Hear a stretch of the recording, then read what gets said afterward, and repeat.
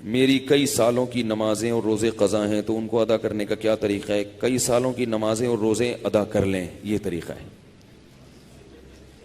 یہی طریقہ ہے، اس کے علاوہ اور کوئی طریقہ؟ جتنے سالوں کی نمازیں ہیں اتنے سالوں کی نمازیں پڑھیں۔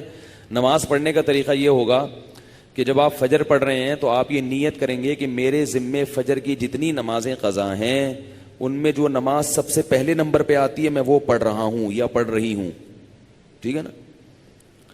تو وہ آپ یہ نیت کریں۔ ظہر جب پڑھیں تو آپ کے میرے ذمے ظہر کی جتنی نمازیں قضا ہیں ان میں جو سب سے پہلی نماز ہے میں وہ پڑھ رہا ہوں۔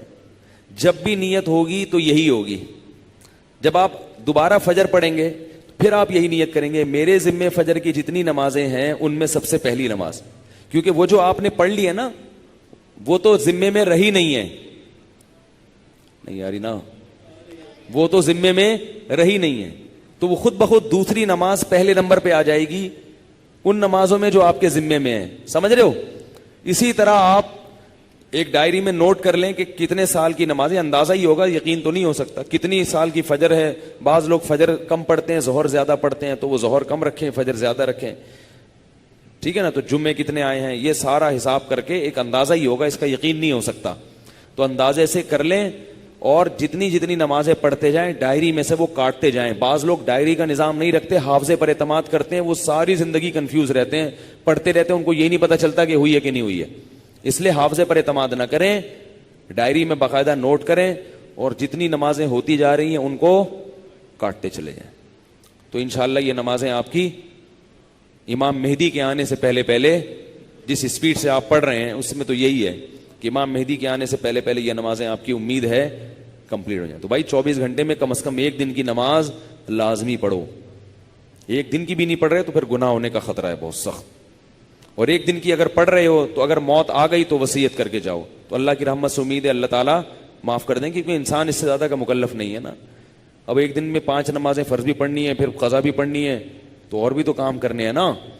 بعض لوگ تو ایسے ہوتے ہیں اولو العزم ہوتے ہیں کہ وہ ایک دن میں 5 دن کی نمازیں قضا پڑھ لیتے ہیں۔ ہمارے حضرت کے ایک مرید تھے، وہ تقریباً 50 سال کی عمر میں دین پر آئے، گورنمنٹ میں کسی ادارے میں آفیسر تھے۔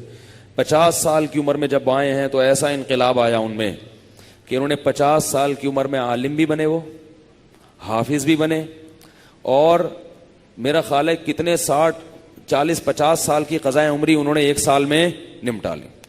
ہم جب بھی جاتے تھے ہر وقت نماز پڑھ رہے ہوتے تھے یا تلاوت کر رہے ہوتے تھے اور مدرسے میں پڑھ بھی رہے ہوتے تھے، ایسا ٹائم کو مینج کیا انہوں نے۔ تو ایسے لوگ بھی ہیں، لیکن بہرحال شارٹ ہیں ایسے لوگ، تو آپ ایسے نہ بنیں، اتنا ہی کر لیں کہ 24 گھنٹے میں کم از کم ایک دن کی۔ پھر قضاء عمری پڑھنے کا کوئی ٹائم متعین نہیں ہے، فجر کے وقت میں ظہر کی پڑھ سکتے ہو، ظہر کے وقت میں فجر کی پڑھ سکتے ہو، مکروہ وقت نہ ہو۔ مکروہ وقت جو سورج نکلتے ہوئے، زوال کے وقت اور سورج غروب ہوتے ہوئے، فجر کے بعد بھی پڑھ سکتے ہیں، عصر کے بعد بھی پڑھ سکتے ہیں قضا، فجر اور عصر کے بعد نوافل تو نہیں پڑھ سکتے مگر قضاء عمری پڑھ سکتے ہیں، وطر بھی پڑھنے پڑیں گے۔ احناف کے ہاں وطر کی نماز کیا ہے؟ واجب ہے۔ اس پہ دلائل کیا ہے؟ یہ کیونکہ آج کل کلپ ایسے آ رہے ہیں کوئی واجب کچھ نہیں ہوتا اور یہ سنت موقدہ کچھ نہیں ہوتا، یہ بھی آ رہے ہیں کلپ مارکیٹ میں، تو وہ نہیں، فجر کی سنتیں نہیں پڑھیں، بس فرائض پڑھیں گے، فرائض پڑھیں اور وطر پڑھیں، ٹھیک ہے نا؟ اور فرائض میں یہ آسانی ہے کہ تیسری اور چوتھی رکعت میں اگر کچھ نہ بھی پڑھیں تو بھی بول لینا چلے گا۔ فرض کی تیسری رکعت میں 3 دفعہ سبحان ربی الاعلی کہنے کی بقدر کھڑے رہیں تو بھی نماز ہو جائے گی، ٹھیک ہے نا؟ تو فجر یعنی فرض کی تیسری اور چوتھی، وطر میں تیسری رکعت میں پڑھنا پڑے گا، فرض کی تیسری چوتھی رکعت میں چاہیں آپ مختصر قرات کر لیں، تیسرا کلمہ پڑھ لیں تو یہ بھی ٹھیک ہے، بہتر ہے سورہ فاتحہ پڑھیں تو زیادہ بہتر ہے، تو یہ بھی، اور اس سے نماز آپ کی مختصر ہو جائے گی۔ سبحانک اللہم و بحمدک، نشہد ان لا الہ الا انت، نستغفرک۔